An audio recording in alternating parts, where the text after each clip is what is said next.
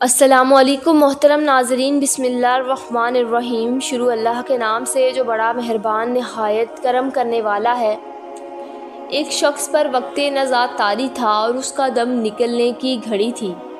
جناب رسول خدا صلی اللہ علیہ وآلہ وسلم اس کے سراہانے پہنچے۔ وہ شخص موت کی تکلیف میں مبتلا تھا مگر اس کی جان نہیں نکل رہی تھی۔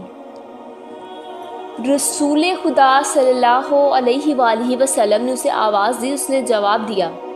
آپ نے فرمایا، اس وقت تمہیں کیا دکھائی دے رہا ہے؟ اس نے کہا، یا رسول اللہ صلی اللہ علیہ وآلہ وسلم، اس وقت میرے سامنے دو ڈراونے شخص کھڑے ہیں۔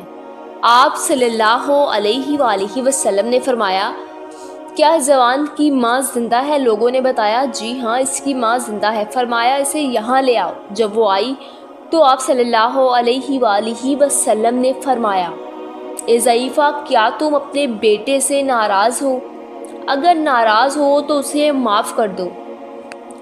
ضعیفہ نے کہا، یا رسول اللہ صلی اللہ علیہ وآلہ وسلم، میں واقعی اس سے ناراض تھی اور اب میں آپ کے کہنے پر اسے معاف کر رہی ہوں۔ اس وقت جوان بے ہوش ہو گیا اور جب ہوش میں آیا تو آپ صلی اللہ علیہ وآلہ وسلم نے پھر اسے صدا دی اور پوچھا، اس وقت تمہیں کیا دکھائی دے رہا ہے؟ جوان نے کہا کہ یا رسول اللہ صلی اللہ علیہ وآلہ وسلم، وہ سیاہ چہرے والے چلے گئے ہیں۔ اب شفیق اور مہربان چہرے والے دو شخص میرے پاس آئے ہیں، انہیں دیکھ کر میں بہت خوش ہوں۔ اور اس کے بعد اس کی روح پرواز کر گئی۔ ایک مرتبہ حضرت موسیٰ علیہ السلام نے اللہ تعالیٰ سے درخواست کی کہ مجھے میرے جنت کے ہمنشیں کی زیارت کرائی جائے تاکہ میں اسے دیکھ سکوں کہ وہ کیسا انسان ہے۔ جب جبرائیل علیہ السلام نازل ہوئے اور کہا کہ موسیٰ، فلاں قصاب جو فلاں محلے میں رہتا ہے وہ جنت میں آپ کا ساتھی ہوگا۔ حضرت موسیٰ علیہ السلام اس سے ملنے کے لیے اس کی دکان پر گئے اور دیکھا کہ وہ دوسرے قصابوں کی طرح گوشت فروخت کرنے میں مصروف ہے۔ عصر کے وقت وہ جوان فارغ ہوا اور اپنے حصے کا گوشت اٹھا کر اپنے گھر کی طرف چل پڑا اور حضرت موسیٰ علیہ السلام اس کے پیچھے پیچھے اس کے دروازے پر آئے اور اسے کہا کہ میں آج تمہارا مہمان ہوں۔ جوان نے خوشی سے آمدید کہا۔ وہ آپ کو ساتھ لے کر اندر داخل ہوا۔ اس نے پہلے کھانا تیار کیا، اس کے بعد گھر کی دوسری منزل پر گیا جہاں سے وہ بستر اٹھا کر نیچے لایا۔ جناب موسیٰ علیہ السلام نے دیکھا کہ اس بستر میں ایک بوڑھی عورت تھی۔ جوان نے اس عورت کو بستر سے نکالا، اسے اپنے ہاتھوں سے نہلایا اور اس کے بعد اپنے ہاتھوں سے اس بڑھیا کو کھانا کھلایا۔ اس بڑھیا کو بستر میں لٹایا اور اسے مقام پر رکھنے کے لیے اٹھا تو عورت نے کچھ کلمات ادا کیے جو کہ کم عمری کی وجہ سے، آواز کی کمزوری ہونے کی وجہ سے سمجھ نہ آئے۔ اس کے بعد جوان حضرت موسیٰ علیہ السلام کے لیے کھانا لایا۔ حضرت موسیٰ علیہ السلام نے اس جوان سے پوچھا کہ اس عورت سے تمہارا کیا تعلق ہے؟ جوان نے بتایا کہ یہ میری بوڑھی ماں ہے، میں مالی طور پر کمزور ہوں، اس لیے اس کی خدمت کے لیے کچھ اور بندوبست نہیں کر سکا، اس لیے اس کی خدمت میں خود کرتا ہوں۔ حضرت موسیٰ علیہ السلام نے پوچھا کہ تمہاری ماں کھانے کے بعد کیا کہہ رہی تھی؟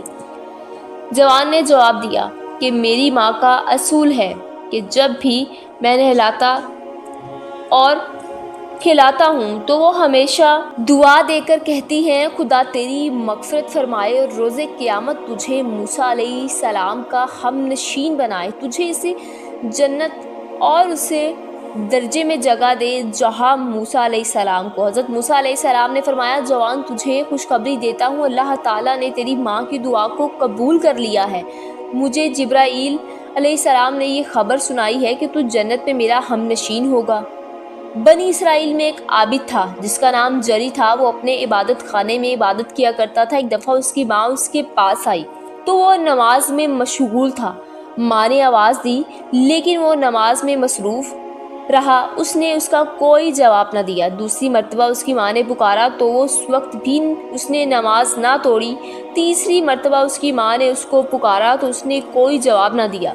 اب اس کی ماں ناراض ہوئی اور بددعا دیتے ہوئے کہا کہ میری اللہ تعالیٰ سے درخواست ہے کہ وہ تجھے بے یار و مددگار کر دے۔ بس ایک دن گزرا اور دوسرے دن ایک بدکار عورت ایک بدزناہ بچہ لیے عبادت خانے میں آئی اور کہنے لگی کہ یہ بچہ جری کا ہے اور جری نے اس سے زنا کیا تھا۔ لوگ جمع ہو گئے اور تعجب سے کہنے لگے، کل تک تو یہ لوگوں کو زنا سے منع کرتا تھا اور آج یہ خود بدکار ثابت ہوا ہے۔ اور لوگ اسے بادشاہ کے پاس لے گئے اور بادشاہ نے حکم دیا کہ جری کو سولی پر لٹکا دیا جائے۔ جب جری کو سولی پر لٹکا جانے لگا تو اس وقت اس کی ماں بھی وہاں پہنچ گئی۔ اس نے بیٹے کو ایسی حالت میں دیکھا تو اپنے دونوں ہاتھوں سے چہرے کو پیٹنے اور رونے لگی۔ تو جری نے اپنی ماں سے کہا کہ ماں خاموش ہو جائیں، آپ کی بددعا کی وجہ سے تو میں اس مقام پر پہنچا ہوں۔ لوگوں نے کہا کہ جری ہمیں کیسے یقین ہوگا کہ یہ سب تیری ماں کی بددعا کا نتیجہ ہے۔ جری نے لوگوں سے کہا کہ تم اس بچے کو یہاں لے آؤ۔ بچہ لایا گیا تو جری نے دعا کی اور اللہ تعالیٰ نے اس بچے کو قوت گواہی عطا کر دی اور بچے سے پوچھا کہ تمہارا باپ کون ہے۔ قدرت خداوندی سے بچہ بولنے لگا اور کہا کہ میرے باپ کا تعلق فلاں قبیلے سے ہے اور میرا باپ چرواہا ہے۔ اس کے بعد جری کی سزا موت ختم ہو گئی اور اس نے ایک قسم اٹھائی کہ اب وہ پوری زندگی اپنے ماں سے جدا نہیں ہوگا اور اس کی خدمت کرتا رہے گا۔ حضرت ابو بکر صدیق رضی اللہ تعالیٰ عنہ کے والد کا نام ابو قحافہ تھا۔ وہ اسلام اور پیغمبری اکرم صلی اللہ علیہ وسلم کا دشمن تھا۔ ایک دن اسے رسول خدا صلی اللہ علیہ وسلم کو برے الفاظ سے یاد کیا۔ اس پر حضرت ابو بکر صدیق رضی اللہ تعالیٰ عنہ کو اپنے باپ پر غصہ آیا تو انہوں نے اس کو پکڑ کر دیوار سے دے مارا۔ جیسے ہی یہ خبر رسول خدا تک پہنچی تو آپ صلی اللہ علیہ وآلہ وسلم نے حضرت ابو بکر صدیق رضی اللہ تعالیٰ عنہ کو اپنے پاس طلب کیا اور فرمایا، کیا تو نے اپنے باپ کے ساتھ برا سلوک کیا ہے؟ حضرت ابو بکر صدیق رضی اللہ تعالیٰ عنہ نے کہا، جی ہاں۔ اس پر رسول خدا صلی اللہ علیہ وآلہ وسلم نے فرمایا، جاؤ آئندہ اپنے باپ کے ساتھ ایسا سلوک کبھی بھی نہ کرنا۔ اسلام میں والدین کی اطاعت کی بہت زیادہ تاکید کی گئی ہے۔ قرآن مجید میں ارشاد خداوندی ہے، اپنے والدین کو اف تک نہ کہنا اور نہ ہی انہیں جھڑکنا۔ امید کرتے ہیں آپ کو ہماری آج کی ویڈیو اچھی لگی ہوگی۔ اگر آپ کو ہماری ویڈیو پسند آئی ہے تو ہمارے چینل کو سبسکرائب کریں، ویڈیو کو لائک کریں، شیئر کریں۔ ملتے ہیں نیکسٹ ویڈیو میں۔ اللہ حافظ۔